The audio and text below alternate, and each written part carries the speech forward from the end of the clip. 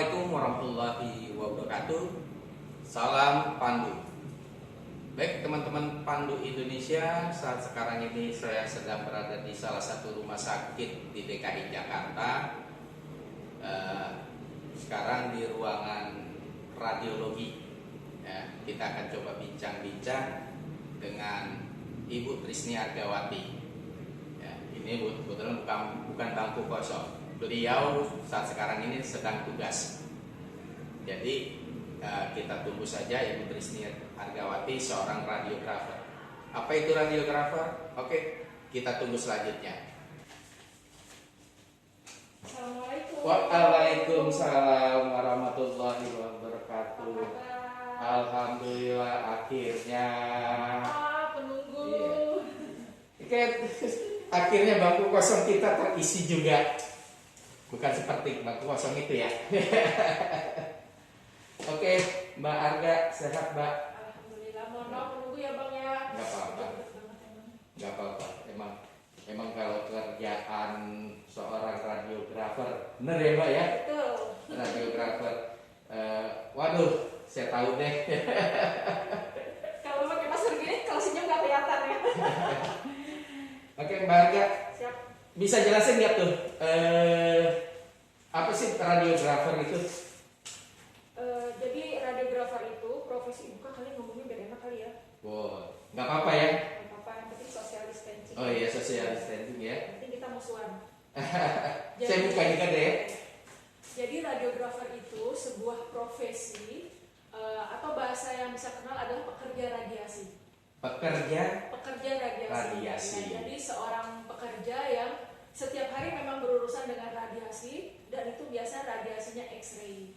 Radiasinya X-ray. Ya, berbentuk X-ray. Tapi untuk radiografer itu ada terbagi dua. Ada radiodiagnostik dan radioterapi. Radiodiagnostik Dan radioterapi. dan radioterapi. Radiodiagnostik itu untuk mendiagnosa. Hmm.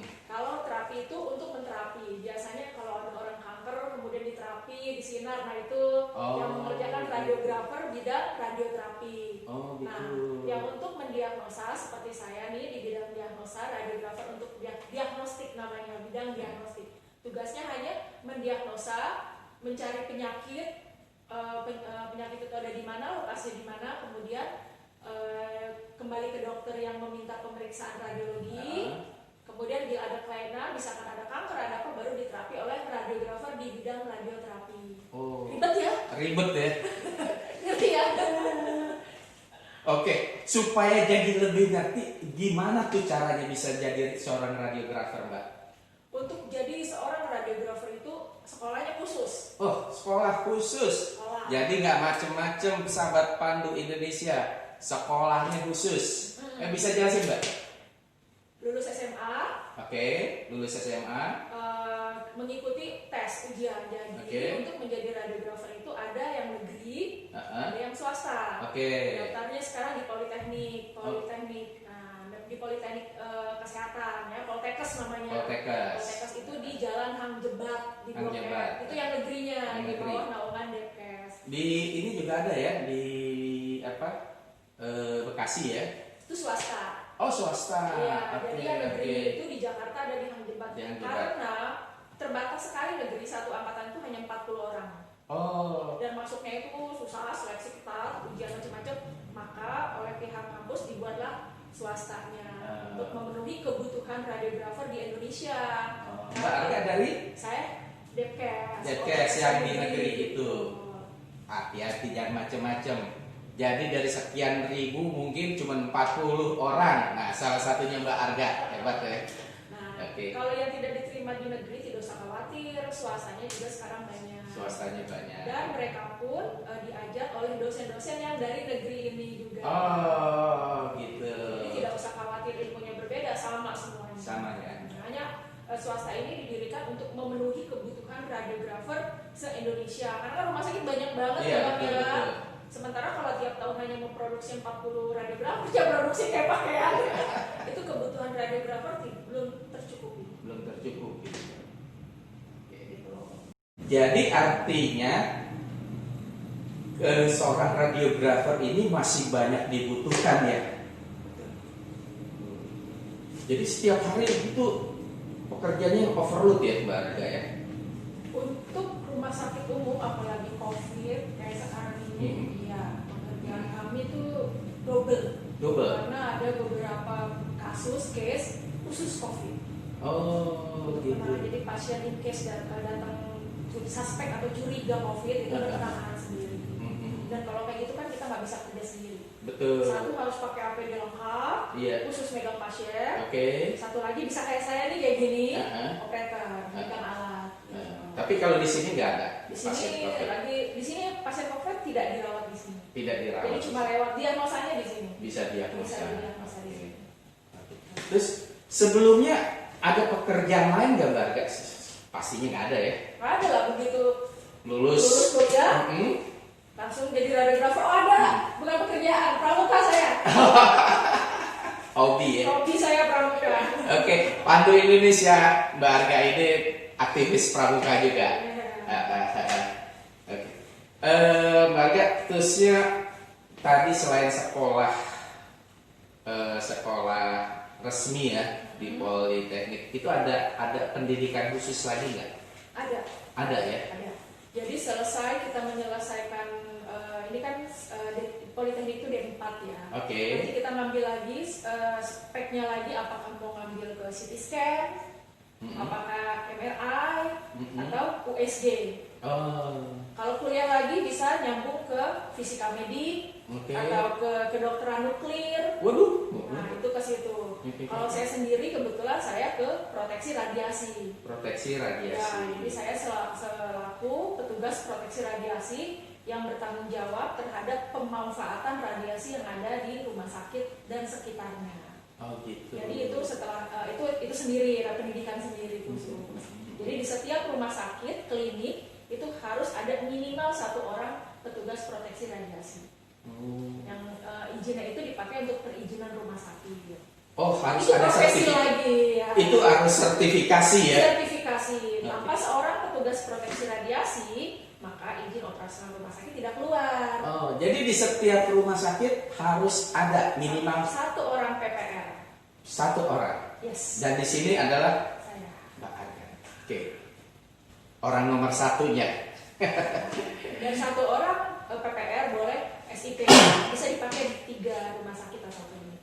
Oh, 1 orang PPR. Saya 1 orang Arga. 1 orang PPR bisa dipakai untuk perizinan 3 tempat. Oke, artinya Mbak Arga bisa di 3 tempat rumah sakit ya. Oke. Wah, enak juga.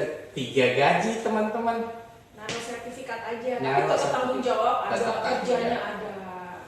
Artinya kalau lihat enaknya kan seperti itu. Itu enaknya. Nah, enaknya ada. Enaknya hambatannya apa tuh? Hambatannya adalah yang pertama pasti kami terkena radiasi. Untuk mengukur berapa besar dosis radiasi yang masuk ke tubuh, dan seorang radiografer kita pakai ini. Apa tuh? Ini namanya TLD. TLD. Ya, Oke, teman-teman, untuk mengukur radiasi ada namanya TLD. Bisa browsing di ini ya, browser ya. Oke. Ini fungsinya untuk mengukur berapa banyak dosis radiasi yang masuk ke dalam tubuh pekerja radiasi. Caranya? Ini kita pakai aja. Oh, pakai aja. Kita pakai aja setiap hari. Kalau kita bekerja di alat-alat radiologi, berapa banyak hamburan dia akan menyerap. Yang masuk ke tubuh kita sama dengan yang terserap ke sini. Nanti ini diukur per triwulan, diukur berapa banyak dosisnya. Jika masih dalam batas normal, tidak ada masalah. Tapi kalau sudah melebihi batas normal, kita disuruh cuti.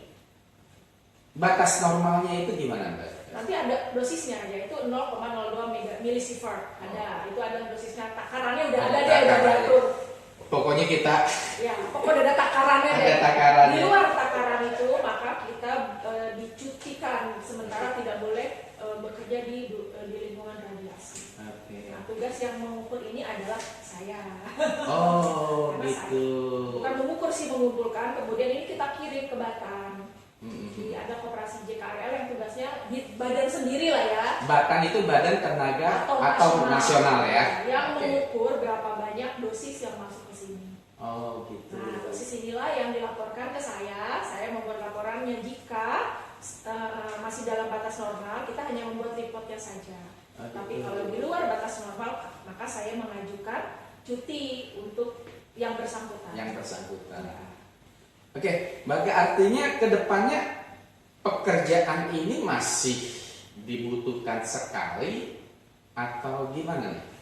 Bagi saya, rumah sakit itu terus berdiri ya. Yeah. Setiap tahun pasti ada rumah sakit baru. Yeah. Apalagi setiap saat tiba-tiba ada penyakit baru ya. Penyakit baru, dan Indonesia itu luas.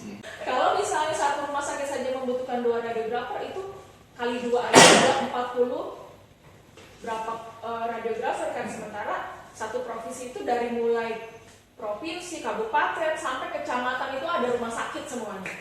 Belum klinik. Iya. Itu masih banyak dibutuhkan, karenanya untuk di luar kota, bukan di Jakarta ya, itu masih banyak yang double job. Di luar. Pagi di rumah sakit, sore di klinik. Karena kebutuhan radiografer itu. Artinya kedepannya seorang radiografer masih bisa. Masih dibutuhkan, masih sangat dibutuhkan di Indonesia.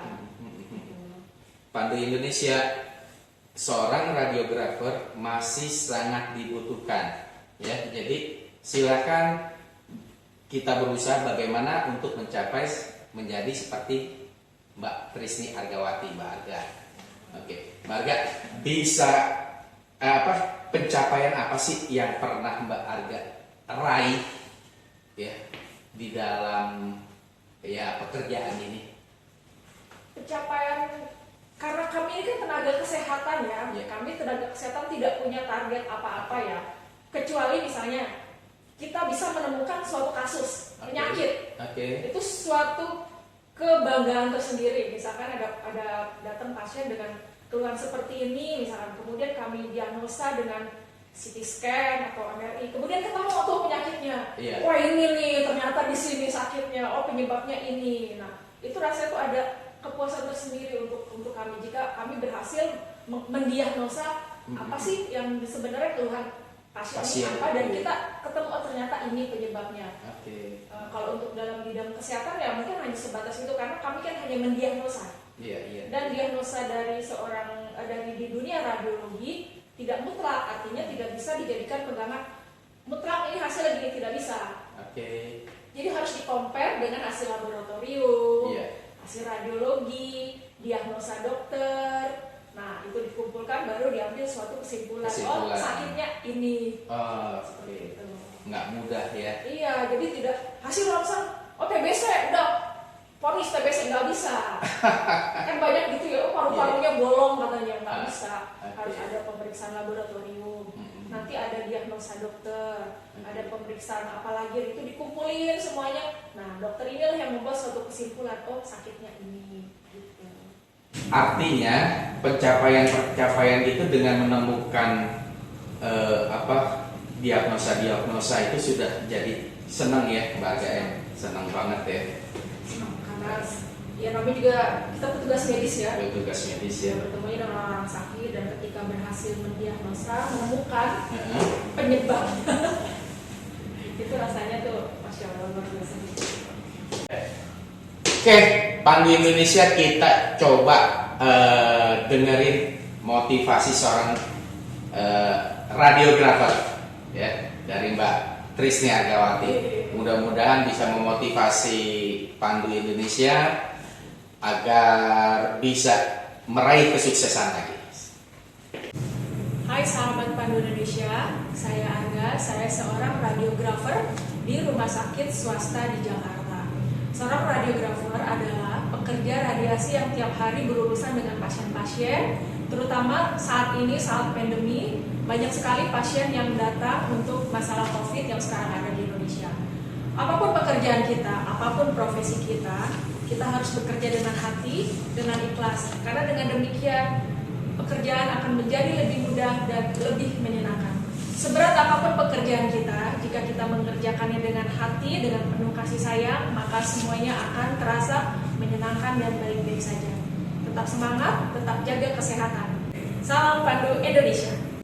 Teman-teman, jadi apapun profesi kita, apapun pekerjaan kita lakukan dengan hati. Ya. dan jaga kesehatan. Pasti. Demikian bincang-bincang kita dengan Mbak Trisni Ardiawati. Terima kasih sudah memberi pencerahan, memberikan motivasi untuk para pandai Indonesia. Semoga Mbak Trisni tetap sukses, Amin. tetap sehat Amin. dalam melaksanakan tugasnya. Baik teman-teman, kita jumpa lagi nanti di episode selanjutnya. Kita cari profesi-profesi lain lagi. Oke. Salam Pandu. Assalamualaikum warahmatullahi wabarakatuh.